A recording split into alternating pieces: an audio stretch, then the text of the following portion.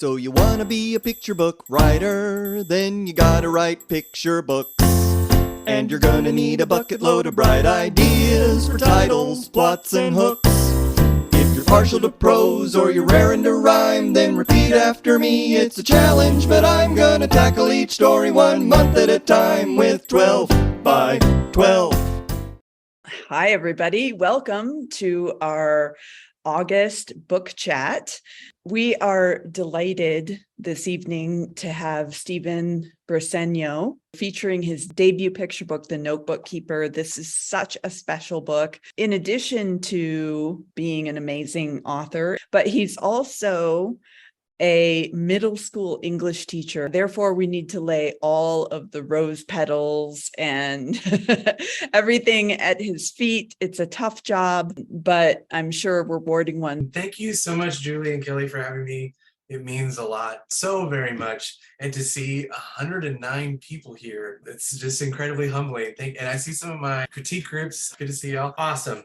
All right, so here we go. So this is my debut picture book, The Notebook Keeper, a story of kindness from the border by myself and illustrated by the very talented Magda. Mama tells me we have a long way to walk.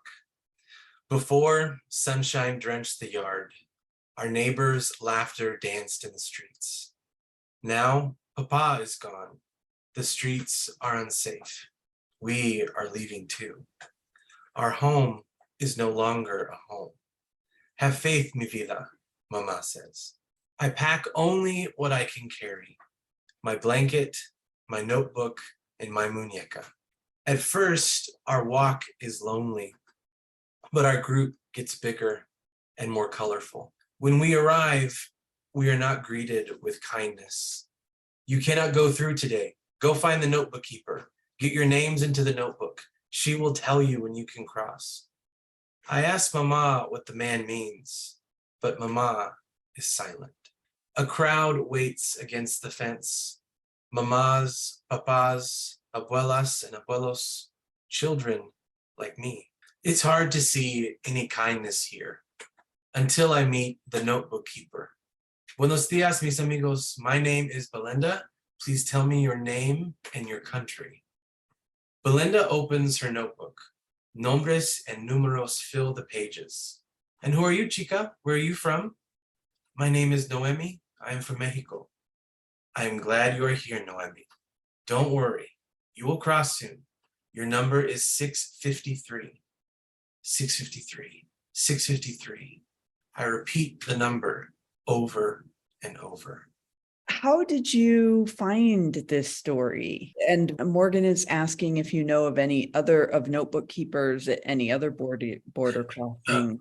In my research, this was the only place that existed.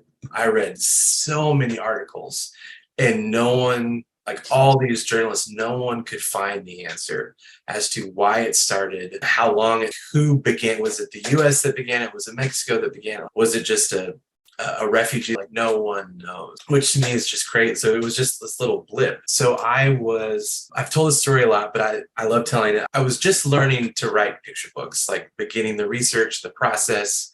And I had written a few manuscripts and I was driving home from my uncle's funeral. I was alone. My family stayed in San Antonio. And on the drive home, I was pretty shell-shocked. My uncle died very unexpectedly. And I didn't want to be alone with my thoughts just yet. And so I literally opened the podcast app and I just flicked it, choose like an episode at random, and I pressed play and then set my phone down. And the episode that played was This American Life, and it was about the border during the last administration. And the very first story that was on there was them interviewing the notebook keeper at the time. And I was driving and it immediately took me away from grieving in the funeral. And I was immersed in this story. Wait, there's someone that's running a notebook and that's how they decide who gets in that. I was just blown away by it. And I think I listened to it 5 or 6 times on the drive back to San Antonio. And for months and months, the story of the notebook keeper just rattled me. Every now and then I turn to my wife and say, I can't believe this is happening. And so one day she's like, you should write a picture book about this. And it was just like, yeah, I think I should. I want people to know about this. Like, the idea that it getting lost to just internet history and it's just gone was just heartbreaking for me. And I wanted to document it in some way. It's so important, especially if it isn't coming back. It's a huge piece of history. Yeah. And did you talk to any notebook keepers from? You did not. No, just there was one journalist that I interviewed, but I just did a lot of research, like all over the internet, all over YouTube. My agent helped me a little in just piecing together what is this, what is happening, what is the story. But sadly, no, I didn't get to interview anyone. I don't know why this one, it was the case, and it's just awful that it was. Yeah. I'm not sure that there could be a bigger sign from the universe that you were meant to write this story if you just randomly came across this podcast. And I'm so glad that you did. So talk a little bit about the publication process journey for you. Did you already have an agent when you started working on this? Or is this the story that got you your agent? Did you submit with this and all that? Yeah. So I started writing picture books at the start. It was my New Year's resolution for 2019. I hadn't discovered 12 by 12 yet, and I'm sad that I did it. But again, my wife and I are both English teachers, and I remember we have one daughter, and we would read to her picture books since before she was born, and as she was in the womb. And one day my daughter asked me, she was probably 3 or 4, and she asked me, "Daddy, will you read to me one of your picture books?" And by that time, we had already read to her so many, and I just thought to myself, I think I can do this. I've read lots of them. I just decided I'm going to try this. I'm going to be crazy and figure it out. And so I spent all of 2019 learning and researching and writing and practicing and trying to get involved any way I can. And so I had a few duds of a manuscript, and I actually queried my agent with a few of those duds, and she rejected me. And then I was in the inaugural year of the PB Chat mentorship, and my mentor was Patricia Valdez. She's great. Yeah, she's awesome. Who wrote Joan Proctor, A Dragon Doctor, and she's from San Antonio as well. So we just had this connection, and I would send her manuscripts, and we'd workshop them. But when this one was ready, the Notebook Keeper was ready, she's like, "This is what you guys submit with." It took a long time.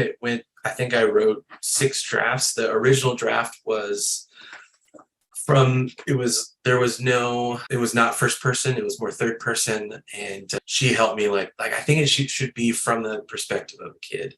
And that kind of helped me reshape it to what it is now. And so I had the agent showcase at the end, and that's how I signed with my agent. I actually signed with her because I'm a teacher. I signed with her the last day before Christmas break, and so this is the best Christmas gift I could have. Do it together, so never you fear. It's a handy little way to help you kick into gear.